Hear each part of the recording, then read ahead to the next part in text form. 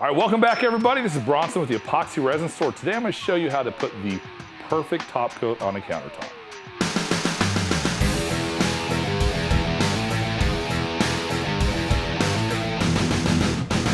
Okay, so starting out, I'm going to grab my 220 grit sandpaper, and I'm going to start with my edges here. So I've got this countertop that we built. This is going in a tattoo parlor. I'm going to lightly sand these. What I'm trying to do is create a mechanical bind. What I don't want to do is pour epoxy in there and risk delamination. So what it'll do is I'm going to lightly sand the top. That's going to allow me, when I pour the epoxy, gives it something to bite onto and hold onto so we don't have an issue. I'm going to start out with these rounded corners. Now I'm going to do it by hand and ever so lightly. It doesn't take a lot. We just want to abrade the surface there, and I'm going to grab the front lightly like that. Not trying to go crazy. What I really don't want to do is burn through this front right here. In the past, when I've gone just nutso or I've used a palm sander, this is the easiest part to burn through, this little corner as it goes over the top. So make sure you just, I'm not putting any pressure here, letting the sandpaper do all the work, and just lightly roughing that up along the front as well, and you're good to go. We're actually going to be adding a second layer of epoxy to it, so it's going to add extra thickness, extra durability, extra impact force. It's going to be better all around. Okay, now that I've sanded these fronts, I'm actually going to attach the same 220 to my palm sander, just like this. And I'm going to lightly sand the top surface. So I'm not going to go over the edges and risk it. So just going to keep it flat. I'm not putting a lot of pressure. Let the sander do the work.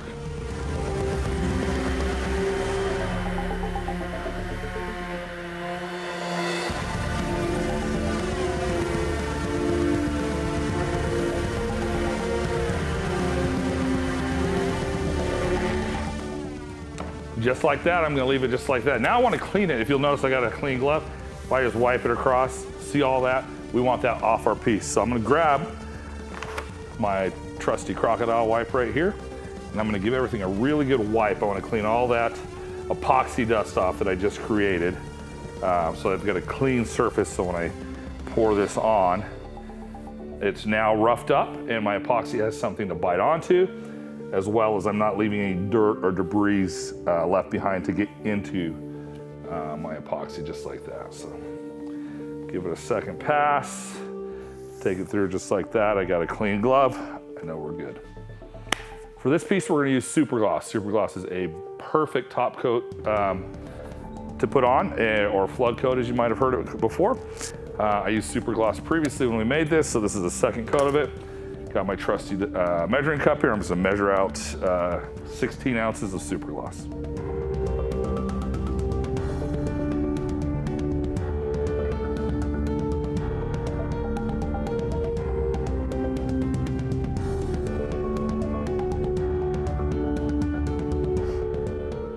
All right, this is a perfect time to put in your Vegas sizzle embellishment, fine glitter, anything like that. So this is a pearlescent metallic that we put on. So we put white metallic and violet pearl in this coat when we made it. This is just gonna be straight clear, and I'm gonna put just the littlest amount of gold, just like that, to add a little secondary effect in there. I want it to be something you notice, not something that overpowers.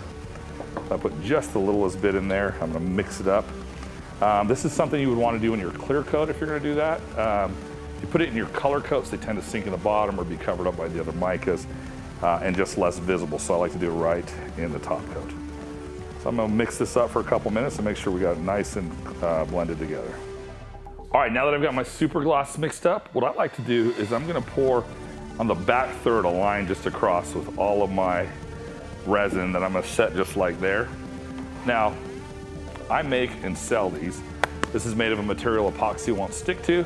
So I use it, it leaves the perfect amount of material behind when you're troweling epoxy out, so that you're able to evenly distribute it across the board.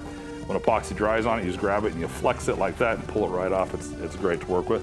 That's what I'm gonna use to do the finish on this. So I'll drop the link for that below. So what I'm gonna do, I'm trying to keep my material on the board before I push it all off. I'm just trying to evenly distribute it to start out. So I'm gonna go back and forth, just like this. I'm doing it in reverse. Normally I'd be standing in front of it, but I want to make sure that you guys got a good camera shot, so forgive me It's like riding left-handed when you're right-handed. All right, so I've got my surface covered. I've still got my mask there. I'm gonna come across the front just a little bit, pushing it over so that I get a nice coating on the front, just like that. The trowel lets me do that.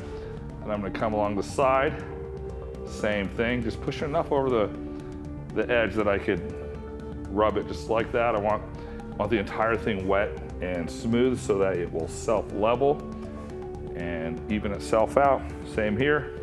I'm gonna bring some of this material with me to this side, push it over the edge just like that. Those are my 3 front-facing edges. I'm done with the trowel that place. Make sure you rub your edges really well so that you have a nice result. You don't want any weird fish eyes or drip marks. That's how you prevent that. Super Gloss doesn't have a problem with that. It's just the perfect viscosity.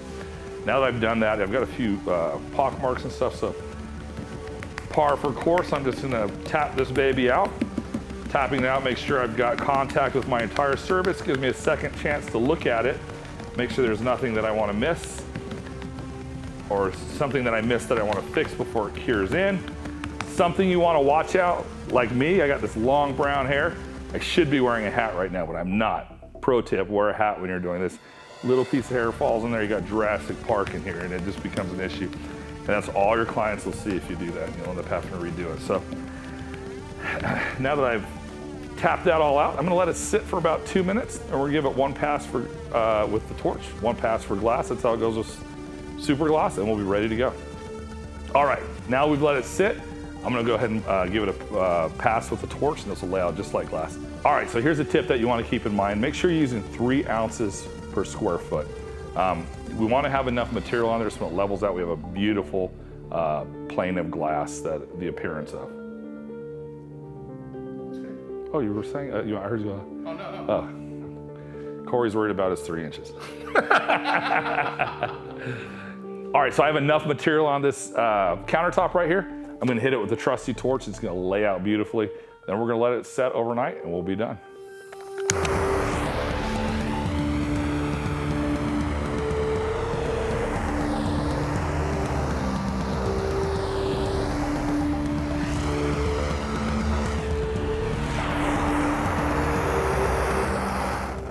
And just like that, you'll have a perfect finish for your countertops as well.